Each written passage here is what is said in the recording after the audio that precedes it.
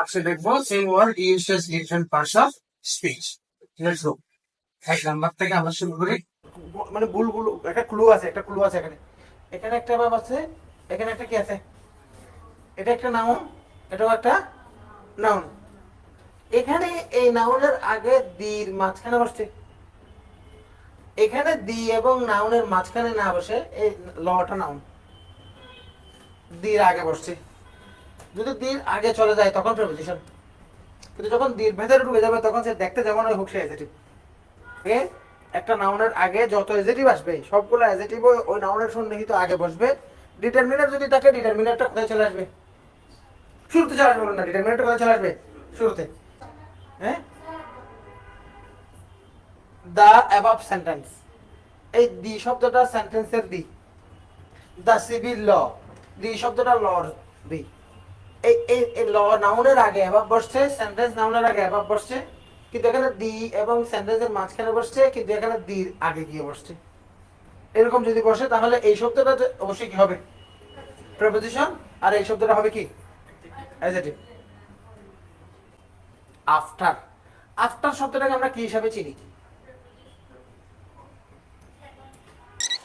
হচ্ছে কি? Subject. Stand হচ্ছে ভার্ব।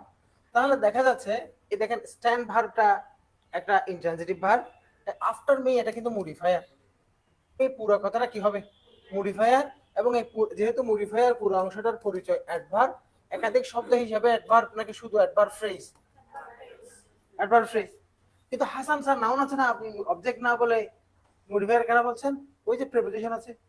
কি আছে? প্রিপোজিশন আছে।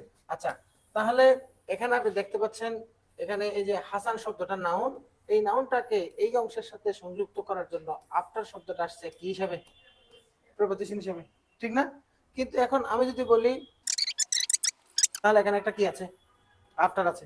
তাহলে আফটারের আগে সাবজেক্ট এবং ভার্ব আছে, আফটারের পরে সাবজেক্ট এবং ভার্ব আছে, তাহলে এটা কি? কনজাংশন। বলুন এটা কি?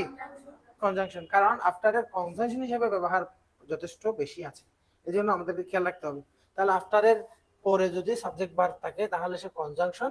আফটারের পরে যদি শুধুমাত্র একটা নাউন অথবা প্রনাউন থাকে তাহলে এটাকে আমরা বলবো কি? মনে থাকবে? দরকারি, এটা দরকারি, এটা বেসিক হচ্ছে after day. After ages will sing his glory, নাকি আফটার এজ একটা ফ্রেজ, এটার অর্থ হচ্ছে যে পরের সময়। হ্যাঁ, তাহলে পরবর্তী যুগে। উইল সিং ভার্ব, তাহলে এখানে দেখতে পাচ্ছি হিজ গ্লোরি, তার গৌরব গাথা। অর্থটাও খেয়াল করবেন। এখন দেখতে পাচ্ছি আমরা এই বাক্যের মধ্যে এইচ শব্দটা হচ্ছে মূল সাবজেক্ট এবং সে কি? নাউন। তাহলে এই নাউনের আগে আফটার শব্দটা বসছে না?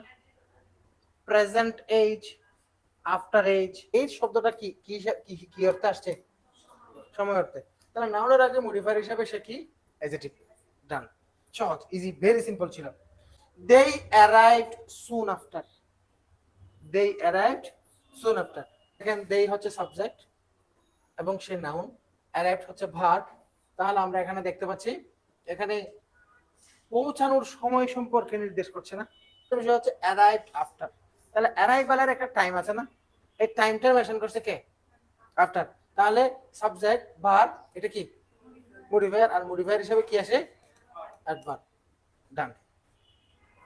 আচ্ছা, এরপর আসেন she takes after her mother, সে দেখতে তার কার মতো হয়েছে? মায়ের মতো।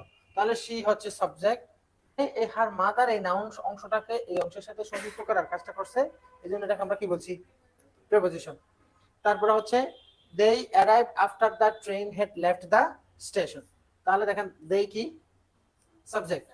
এটা এই ধরনের एग्जांपल আমি দিয়েছি, এটা হচ্ছে ভার্ব, এখানে একটা আফটার আছে, the train subject, had left verb. তাহলে এদিকে সাবজেক্ট প্লাস ভার্ব আছে, এদিকেও সাবজেক্ট প্লাস ভার্ব আছে, তাহলে এই শব্দটা কি? কনজাংশন।